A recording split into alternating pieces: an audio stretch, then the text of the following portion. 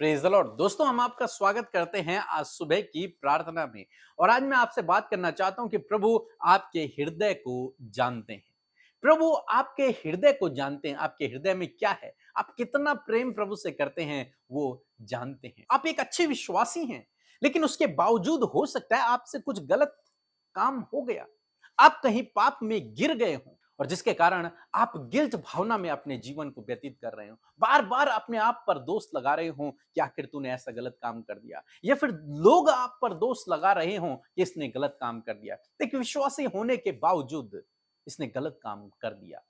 हो सकता है आपके जीवन में ऐसा हुआ हो, जब आप प्रभु के पीछे बहुत अच्छे से चल रहे थे, लेकिन अचानक से डाउनफॉल आ गया, अचानक से दुष्ट ने आपकी परीक्षा कर दी, अचानक से आप उस परीक्षा में गिर पड़े, और अब आप अपना जीवन गिल्ट भावना में व्यतीत कर रहे हो, ग्लानि भावना में व्यतीत कर रहे हो कि आपने गलती कर दी। लेकिन आज जिस सुबह में मैं आपको उत्साहित करूंगा कि परमेश्वर आपके हृदय को जानते हैं। परमेश्वर को पता है कि आपके हृदय में प्रभु के लिए कितना प्रेम भरा हुआ है। हम लोग यूहन्ना रचित सुसमाचार उसके 4 अध्याय में सामरी स्त्री के बारे में पढ़ते हैं। एक बार यीशु मसीह उस नगर से होकर जा रहे हैं, और यीशु मसीह एक कुएं के पास बैठ जाते हैं, और यीशु मसीह के चेले नगर में भोजन लेने के लिए चले जाते हैं। यीशु मसीह वहां पर अकेले बैठे हुए हैं। इतने में एक सामरी स्त्री वहां पर आती है, और इस स्त्री के विषय में कहा जाता है कि इसके 5 पति थे, और लोग इसे तुच्छ समझते थे। एक तरीके से ये पापिन स्त्री है लोगों की दृष्टि में, और यीशु मसीह वहां पर बैठे हुए हैं। तो आप क्या सोचते हैं, क्या यीशु मसीह वहां पर ऐसे ही बैठ गए? मैं सोचता हूं कि नहीं। यीशु मसीह जो कुछ करते हैं पूरी प्लानिंग के साथ में करते हैं। यीशु मसीह का उस रास्ते से होकर जाना एक विशेष उद्देश्य है। यीशु मसीह यदि वहां पर बैठे हुए हैं तो उसका भी एक विशेष उद्देश्य है। आखिर क्यों यीशु मसीह वहां पर बैठे हैं, और क्यों उस समय में यह पापिन स्त्री वहां पहुंची? क्या कोई और स्त्री क्यों नहीं पहुंची? क्या और कोई व्यक्ति क्यों नहीं पहुंचा? केवल यही वहां पर क्यों पहुंची? ऐसा लगता है कि जैसे यीशु मसीह वहां पर इसी का वेट कर रहे हो, इसी का इंतजार कर रहे हो कि ये स्त्री आने वाली है। जैसे यीशु मसीह को पता हो कि इतने बजे इस टाइम में इस स्त्री ने आना है, इसलिए मैं यहां पर बैठ जाता हूं ताकि मेरी मुलाकात इस स्त्री से हो, मैं इससे कुछ बातें कर सकूं। ऐसा लगता है। क्या आप जानते हैं, जब मैं इस पर अध्ययन कर रहा था तो मुझे ऐसा ही लगा कि यीशु मसीह जानबूझकर वहां पर बैठे हैं और इसी स्त्री का इंतजार कर रहे हैं कि कब वो स्त्री आएगी, कब मैं उससे बातचीत करूंगा। क्यों? कारण क्या है? जब आज मैं इस अध्याय को पढ़ रहा था तो परमेश्वर ने कुछ बातों को मुझ पर रिवील किया कि आखिर क्यों यीशु मसीह इस जगह पर बैठे हुए हैं। आखिर क्यों यीशु मसीह ऐसा लगता है कि उसी का इंतजार कर रहे हैं, जबकि वो तो एक पापी है, समाज की दृष्टि में तुच्छ गिने जाने वाली है। क्यों? तब जब मैंने इसे पढ़ा तो मैंने देखा, हालांकि ये स्त्री गुनहगार है, हालांकि ये स्त्री दूसरों की नजरों में तुच्छ गिने जाने वाली है, लेकिन इसका जो हृदय है, इसका जो दिल है, वो प्रभु पर लगा हुआ है। इसका जो हृदय है वो प्रभु से प्रेम करता है। ऐसा परमेश्वर ने मुझ पर रिवील किया कि इसका हृदय जो है वो परमेश्वर से प्रेम करता है। हालांकि इसने गुनाह किया, हालांकि इसकी परिस्थितियां शायद विपरीत थी, इसलिए इसको बार बार ऐसा करना पड़ा, लेकिन ये परमेश्वर से प्रेम रखती है। ये परमेश्वर की ढूंढ कर रही है, ये परमेश्वर की खोज कर रही है, ये उद्धारकर्ता की बाट जोह रही है। इसलिए यीशु मसीह उस नगर से होकर गए, और इसलिए यीशु मसीह उसका यहां पर इंतजार कर रहे हैं। ये सब कुछ अचानक से नहीं हुआ। मैं सोचता हूं यीशु मसीह ने ये पूरी प्लानिंग के तहत किया है, क्योंकि यीशु मसीह सब कुछ जानते हैं, उन्हें भूत भविष्य वर्तमान सब कुछ पता है। और आज यीशु मसीह यहां पर बैठे हैं और इस स्त्री का इंतजार कर रहे हैं। जानते हैं क्यों? क्योंकि ये स्त्री उद्धारकर्ता का इंतजार कर रही है, क्योंकि ये स्त्री परमेश्वर से प्रेम रखती है, क्योंकि प्रभु यीशु मसीह परमेश्वर हृदय को देखते हैं, और इसी प्रकार से प्रभु आपके हृदय को भी देखते हैं। वो जानते हैं कि आप प्रभु से कितना प्रेम करते हैं। जब मैं इस अध्याय को पढ़ रहा था तो मैंने एक वचन पढ़ा, लिखा है 12 पद, लिखा है, क्या तू हमारे पिता याकूब से बड़ा है, जिसने हमें यह कुआं दिया था, और आप ही अपने संतान और अपने डेरों समेत उससे पिया था। क्या तू हमारे पिता याकूब से बड़ा है? इसका मतलब ये स्त्री याकूब के विषय में सब कुछ जानती है। इस स्त्री को पता है याकूब कौन है, इस स्त्री को पता है याकूब ने क्या अपने जीवन में किया था। इस स्त्री को सब कुछ पता है याकूब के बारे में। तो यह भी पता है याकूब का परमेश्वर कौन है। वो जानती है इस बात को। हालांकि वो गुनहगार है, लेकिन फिर भी वो परमेश्वर को जानती है। वो याकूब को जानती है। कोई भी गलत काम करने वाला व्यक्ति वो याकूब को नहीं जानेगा। वही व्यक्ति जानेगा जो परमेश्वर से प्रेम रखता हो। वही याकूब के बारे में जानने की कोशिश करेगा। फिर जब मैं आगे इसे पढ़ रहा था, 19 पद यदि आप पढ़ेंगे तो लिखा है, स्त्री ने यीशु से कहा, हे प्रभु, मुझे ज्ञात होता है कि तू भविष्यवक्ता है। यह स्त्री यह भी जानती है कि भविष्यवक्ता होते हैं। इस स्त्री को भविष्यवक्ताओं के बारे में भी पता है, यानी कि इसने एलीसा, एलियाह और अन्य भविष्यवक्ताओं के बारे में इस स्त्री को जानकारी है। अन्य जगहों पर जब हम किसी पापी स्त्री के विषय में पढ़ते हैं, किसी पापी व्यक्ति के विषय में पढ़ते हैं, तो उसे इस पवित्र शास्त्र का इतना नॉलेज नहीं होता है, लेकिन इस स्त्री को है। ये याकूब को जानती है, ये भविष्यवक्ताओं को जानती है। आगे हम पढ़ते हैं, आगे क्या लिखा है, हमारे बाप दादाओं ने इसी पहाड़ पर भजन किया और तुम कहते हो कि वह जगह जहां भजन करना चाहिए यरूशलेम में है। इसे यह भी पता है कि हम लोगों का मानना है हमारे बाप दादाओं ने तो इसी पहाड़ पर भजन किए, इसी पहाड़ पर आराधना की, लेकिन तुम यहूदी कहते हो कि यरूशलेम में करना चाहिए। तो इसका मतलब यह स्त्री परमेश्वर के वचनों को जानने वाली है। यह स्त्री के मन में कहीं ना कहीं परमेश्वर के प्रति प्रेम है। इस स्त्री के मन में कहीं ना कहीं जिज्ञासा है परमेश्वर को जानने की। इसे सब पता है। आगे हम देखते हैं इसे और क्या पता है। स्त्री ने उससे कहा, मैं जानती हूं कि मसीह जो ख्रिस्त कहलाता है आने वाला है। जब वह आएगा तो हमें सब बातें बता देगा। वो ये भी जानती है कि हमारे लिए एक उद्धारकर्ता जन्म लेगा। उसे पता है इस बारे में, ये ख्रिस्त, एक मसीह, क्राइस्ट आने वाला है, और जब वो आएगा तो हमें सब कुछ बातें बताएगा। उसके राज्य आएगा। ये जानती है इस बात को। कैसे जानती है ये? क्योंकि ये परमेश्वर से शायद प्रेम करती है। इसके मन में वो जिज्ञासा है परमेश्वर को जानने की। ये इंतजार कर रही है प्रभु यीशु मसीह के, उस ख्रिस्ट के, उस मसीह के, उस उद्धारकर्ता के आने। जब यीशु मसीह अपने आप को इस पर रिवील करते हैं, तब ये 29 पद में कहती है कि आओ एक मनुष्य को देखो जिसने सब कुछ जो मैंने किया था मुझे बता दिया। कहीं यही तो मसीह नहीं है? वो मसीह का इंतजार कर रही थी। वो अपने जीवन में मसीह का इंतजार कर रही थी, जो उसे इन गुनाहों से, इन गलत बातों से, इस दुनिया से, इस पाप भरे संसार से छुटकारा दे, अपने राज्य में लेकर जाए। ऐसा परमेश्वर ने मुझ पर रिवील किया। हालांकि ये पापी है, हालांकि इसने गुनाह किया है, हालांकि इसने अपने जीवन में गलतियां दोहराई हैं, लेकिन ये स्त्री परमेश्वर को जानना चाहती है। लेकिन ये स्त्री परमेश्वर से प्रेम करती है। लेकिन ये स्त्री के मन में परमेश्वर को जानने की इच्छा है। लेकिन ये स्त्री परमेश्वर के आने का बाट जो रही है, ये अपने ख्रिस्त का, अपने मसीह का, अपने उद्धारकर्ता के आने की बाट जो रही है। इसे सब पता है। इसे बाइबल में पता है भविष्यवक्ता कौन है, इसे याकूब का पता है, इसे भजन कहां करना है, कैसे करना है, इसे सब पता है। लेकिन हो सकता है ये अच्छी विश्वासी रही हो और इसने अपने जीवन में गलतियां कर दी, इसने बार बार गलतियां दोहरा दी हों। लेकिन मैंने क्या कहा, परमेश्वर आपके हृदय को देखता है। यहां पर मैं सोचता हूं प्रभु यीशु मसीह ने इस स्त्री के हृदय को देखा, इसलिए आज प्रभु यीशु मसीह स्पेशली इसी स्त्री के लिए यहां पर आए हैं और इससे बात कर रहे हैं। जानबूझकर यहां पर आए हैं ताकि उससे मुलाकात हो जो मेरा इंतजार कर रही है, ताकि उससे मुलाकात हो जो मेरी बाट जो रही है, ताकि उससे मुलाकात हो जो छुटकारा पाना चाहती है, ताकि उससे मुलाकात हो।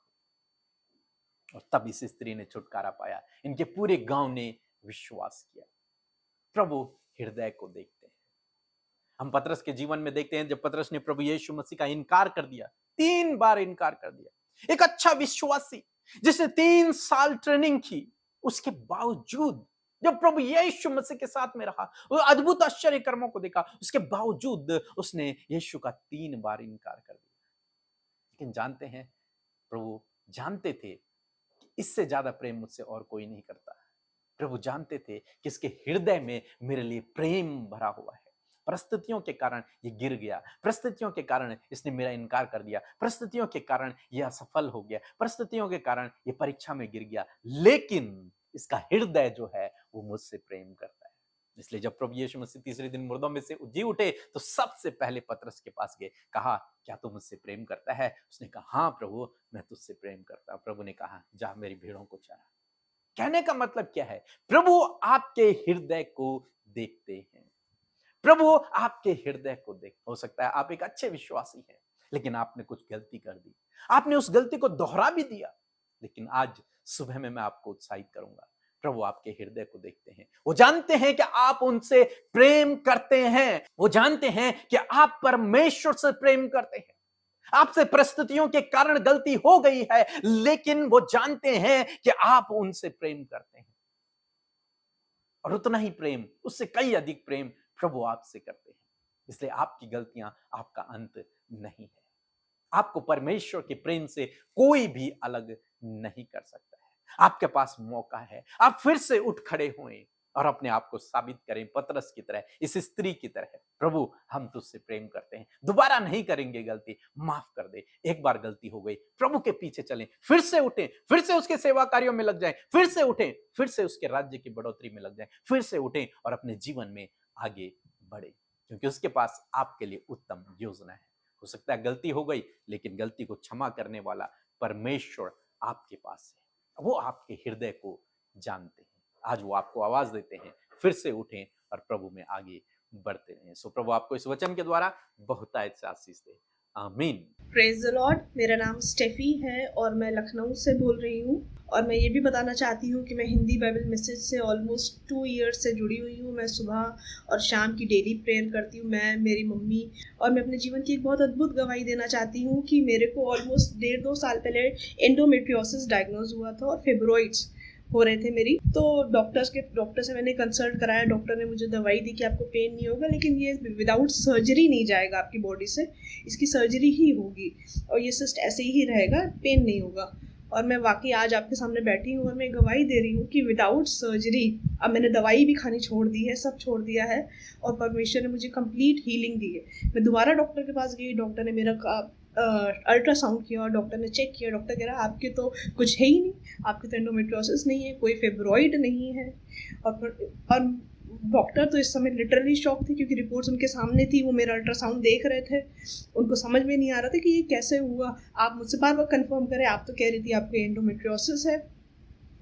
और मैं वाकई परमेश्वर का इस समय बहुत हृदय से धन्यवाद देती कि परमेश्वर ने मुझे पूर्ण तरीके से चंगाई दी है, कि God has healed me completely. और मैं बताना चाहती हूँ कि जब बहन अमृता मसीह प्रेयर करती हैं और वो कहती है कि आपके जहाँ कहीं सिस्ट है, कि जहाँ कोई प्रॉब्लम है, आप वहाँ हाथ रख के दुआ करिए, और मैं उनके साथ दुआ करती थी, मैं अपने पेट पे हाथ रख के दुआ करती थी कि यीशु मसीह मुझे चंगाई दे। मेरी मम्मी मेरे लिए दुआ करती थी, सब लोग दुआ करते थे। और वाकई मैं आपको बताना चाहती हूँ परमेश्वर के नाम में सामर्थ है और मैंने पूर्ण चंगाई पाई है। Praise the Lord. आइए हम सब मिलकर प्रार्थना करें। धन्यवाद धन्यवाद धन्यवाद करते हैं प्यारे पिता इस सुंदर सुबह के लिए जो आपने हम सबको दिखाई। धन्यवाद देते हैं पूरी रात भर में प्रभु, एक एक पल और एक एक क्षण में प्रभु जी हम सब भाई बहनों को आपने संभाला परमेश्वर पिता।